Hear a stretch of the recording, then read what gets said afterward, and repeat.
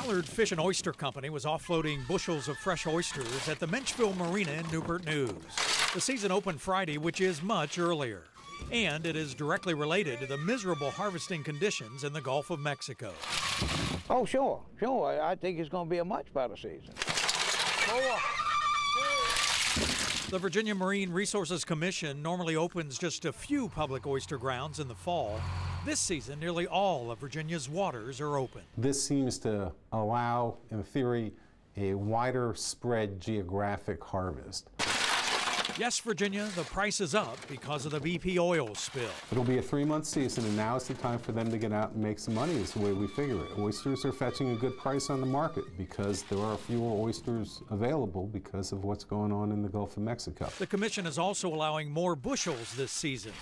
Now, oystermen can take 10 bushels instead of 8. You can scatter out some. You know, some can be here and some can be there, but they're also going to save some bottom. I hope it stays like this. I love it. Awesome start for the new year. I think it's January. I love it. It's nice and warm. It's not right. I feel like it's not the beginning of January. This feels like summer. It feels like winter never came. It's just awesome. As the day went along, the sun came out. It's just beautiful. So. Pull on the left line, kite goes left. I love it. It's nice and warm. You get to come out and fly a kite middle of January. This is good stuff. 2, 3, go! Real nice. My kids are having a great time. They get to play around out here with the big heavy jackets on. It feels like spring is here, y'all.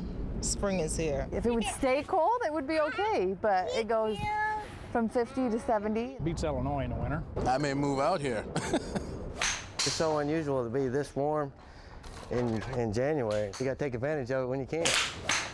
Hopefully it'll stay like this, but you never know what's going to come. Once it started coming from the coast and it gets on the news, then that's when we get on our opponents. It's these men that help keep the city of Norfolk moving during a storm. We're cleaning out the drains and cleaning all the structures, make sure the water flows. And with thousands of drains and ditches to check, it's no small job. Anything you throw away at the house winds up in these. Anything. I mean, anything your mind can imagine, it winds up right here. Not to mention all the dirt and weeds that block storm water and quickly flood neighborhoods. With several inches expected in the next few days, these guys aren't wasting any time. It's gonna back up. It's gonna back up. Pat's neighborhood near Norfolk State is an area that regularly floods. With just a little rain last night, there's already standing water. So I called the water company and I was telling them that we did have some backup here on the corner, so that maybe they will come out and try to clear it up before this big storm comes. Crews in every Hampton Roads city are working to beat the storm and have been for days. But even with all the work, the drain pipes can only handle so much rain, so chances are there'll still be flooding. But these crews are on call and ready. While y'all are sleeping, we out here in the streets. It'll be like they got a little burst of winter. We gotta love our animals if we do this. 10,000 pounds ice. They called us and asked if we'd like it. We thought it would be a fun enrichment item for our otters. The natural curiosity of these guys is that they'll go into it and then they'll have a great time. It should be like a big playground to them. We have 4 North American river otters, Cash, Rudy, Pungo, and Willoughby. They do like to play in the ice. They look real excited. Look at them. That's it. Hopefully they'll come out, they'll play in it, roll in it. They have a really good time with it. Making sure that they're making the most of their exhibit and having fun and doing what they do, foraging and digging and playing is all part of an otter's natural behaviors. So we provide different toys and enrichment for them to stimulate their minds, keep them using their natural behaviors that they'd use out in the wild. Anything we can do to promote a good time, to have fun, because the natural behaviors of otters is they're curious, they're playful, they're interactive, they love to do stuff like this. We're all for it. For the Hancocks, the serenity of country life ends at the door. Inside, the phone will not stop ringing. Almost always the wrong number. Hello? 66-year-old Joe Hancock says he's losing his mind. And I counted 7 phone calls this morning in 15 minutes. And that's ridiculous. Trouble began with a typo. The Defense Department mistakenly listed the Hancock's number as a customer service line for military families. The real number is 1 digit off. I have started from scratch. Hancock, constantly tinkering with his truck, always takes the calls, afraid he might miss someone calling about delivering a part, and he won't get a new home phone number. I've had this phone number for 45 years now.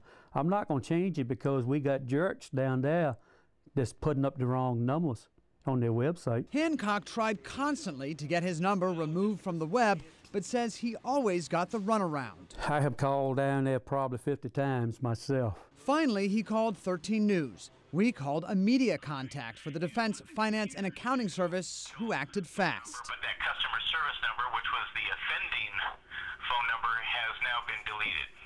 What do you think of that? It sounds wonderful. I hope you're right.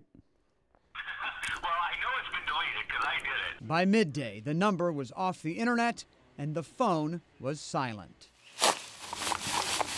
We have the skull right here. CSI has become a Hollywood phenomenon, but the reality is it's painstaking work where every detail counts. 7'3", right there, 1 foot 1 inch. We have to sift through all the leaves, all the dirt, so that we don't miss a piece of evidence. In this case, the Suffolk crime scene is make-believe. Supposedly, a hunter came forward and said that he saw our suspect digging in the general vicinity of where we're at. Got the rib cage. These officers from across Virginia are now students, learning how to not only find hidden burial sites. See how it went down? Something has been dug here at some point in time. Don't know what it was. That's the way we find the graves. But also meticulously record the scene. It could be evidence, potential evidence, on top of the ground as you're getting down to where the body is. We even found a small marble. We found bits of glass, a styrofoam cup, a plastic Coke bottle. So everything that we encounter could be considered evidence. It's valuable hands-on training these officers can then take back to their departments to accurately process an area without losing precious evidence.